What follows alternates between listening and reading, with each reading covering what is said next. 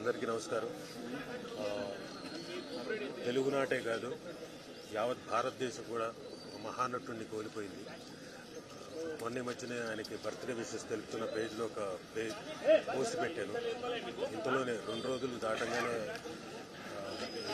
ఇలాంటి వార్త వినడం నిజంగా చాలా బాధాకరంగా ఉంది.